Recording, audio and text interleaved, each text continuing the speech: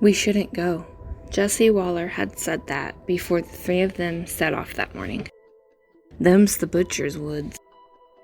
Now, Jesse Waller lay dead on the ground, nearly a mile into the butcher's woods, gazing out from the abandoned shack. Tony Boone could clearly see him. He lay not 10 feet from the front door, blood running from his gashed neck. He was only 10 feet from safety. It stood right above him. The butcher. It was everything their grandparents had warned them about when they were kids. But now, it was more than just fanciful, terrible stories. Now, it was real. Something palpable. Now, it had just murdered one of Tony's oldest friends. The beast was an ill shade of white, with taut skin that was thin enough to almost be translucent. It hovered above Jesse's body almost like a wolf, leaning forward to bring its lengthy snout just inches away from Jesse's lifeless eyes.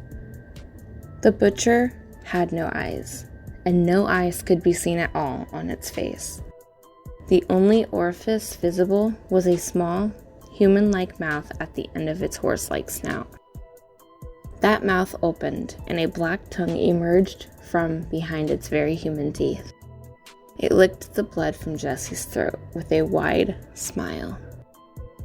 Feeling like he wanted to scream, Tony turned from the window and slid down the shack's mossy wall. He shook as his mouth gaped, struggling to breathe. Silent tears warmed his cheeks. Hearing the creature snort, he turned his gaze back outside. He'd been so shocked seeing Jesse murdered right in front of him. He had almost forgotten what the creature still held beneath its front arms. The third member of their party, the man who was still alive, Bill Dixon. One of its mighty, clawed hands clamped shut around his face so he couldn't scream. Beneath the butcher's weight, the scrawny man could only do so much. Tony could only watch as the young man's hands flailed in short, spastic attacks that failed to accomplish anything. He couldn't even faze the large beast. He was completely at the butcher's mercy. And Tony knew from the old stories his grandpappy used to tell him by the fireplace what happens next. And Tony knew from those old stories his grandpappy used to tell him by the fireplace what happens next. He could see it on the creature's back. All along the creature's backbone and sides sprouted about a dozen terrible spines, each one probably as large as an elephant's tusk. Looked like it had been carved out of bone and sharpened to a razor's edge. A few were broken, snapped at the base. They splintered like logs. Blood stains stretched across the handful that were intact. But on a few of them, they still carried more than blood stains. Two of the spikes still held flesh. Dangling from them, the remains of the last two unfortunate individuals to cross the butcher's path.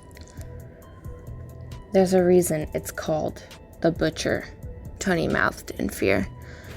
It's because it saves its meat on hooks for later. The nearly skeletal remains hung from the butcher's spines like puppets. What little snooze and cloth remained were all that held the two together. Tony could see where tooth and claw had stripped and pulled bare flesh off what had once been two men. In a moment that made Tony's eyes widen, a realization crudely barged into his racing mind. It came to Tony when the beast had reared itself up like a bear, with Jesse in one hand and a still struggling clasped Bill in the other. Tony realized what was about to happen. When it did happen, Tony had to gag himself with his own muddy hand to keep his screams in check. It started with Jesse, since he struggled the least.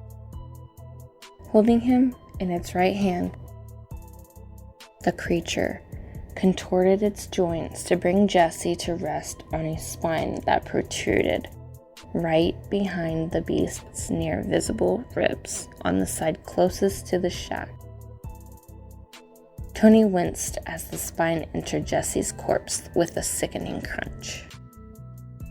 The creature released, allowing Jesse's body to settle onto the slightly upwards tilted spike. Jesse's head dangled and swayed. His matted brown hair covered his face. But then, Tony started to shake his head and back away from the window when the creature placed both of its evil hands on Bill's shoulders. "No!" Bill shouted, his mouth finally free and his voice cracking. "No, don't you do it. Please, don't do. Help! Help! Anyone, please help!"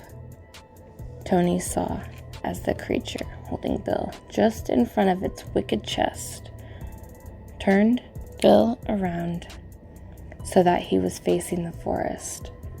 Tony saw as the creature started bringing its arms in slowly, pulling Bill towards its chest.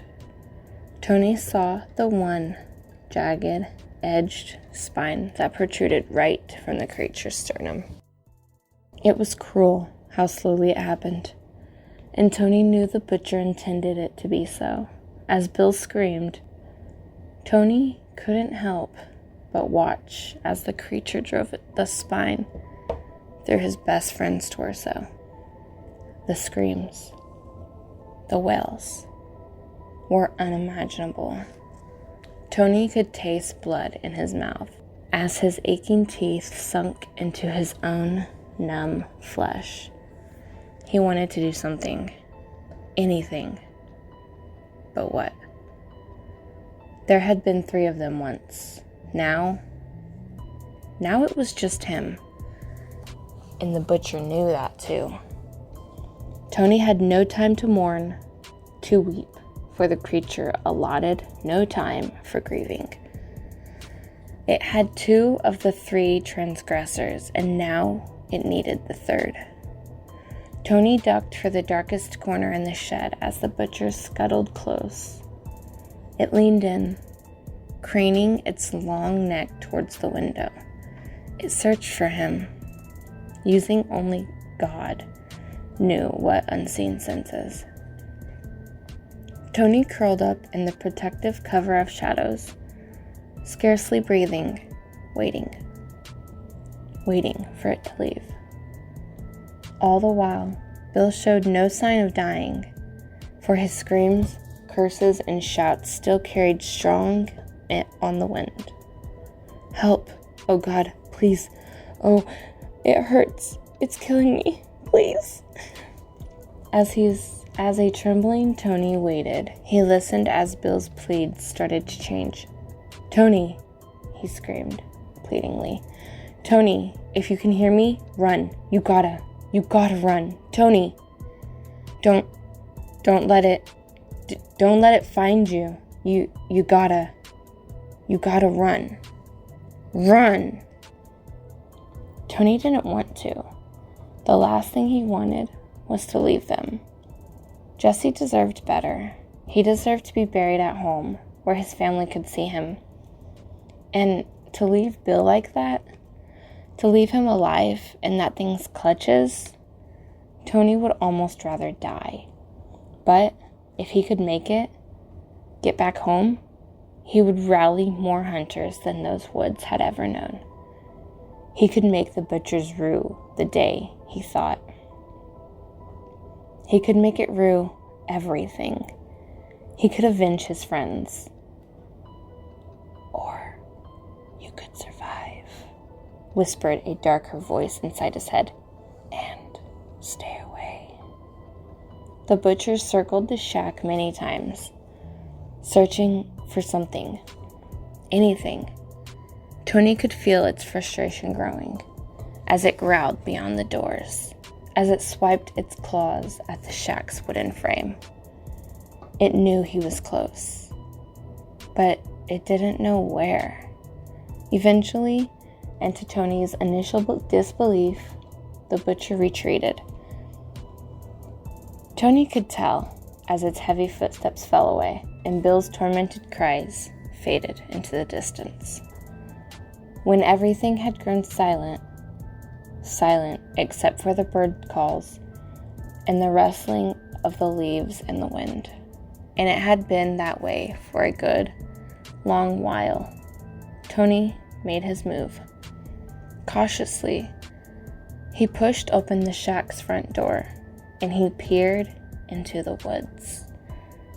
It must have been past noon, but the mist that morning had brought still hung thick between the trees. But Tony wasn't expecting to rely on his sight. He was expecting to rely almost completely on his ears. As he ran, sprinted, bolted the mile back out of the woods, he listened. It nearly froze him to the spot the first time, but it happened just as he expected it would, like a siren coming from the distance. He heard Bill's cries echo out as the creature galloped closer. It happened once, twice, again and again. Each time Bill's cries saved Tony's life. If he thought he heard them in the distance, for even a moment, Tony would duck for cover and cower underneath some log or within some rotted tree basin until the distant wails had once again faded to the horizon. Then he would start again. It stretched the mile into near infinity, having to stop so often. It turned every several hundred feet into a lifetime. But he persisted. It almost sickened him using his friends the way he did. Do what you have to, he thought to himself. Do what you have to get out of there, to survive. He had originally told himself he would survive for Bill, for Jesse.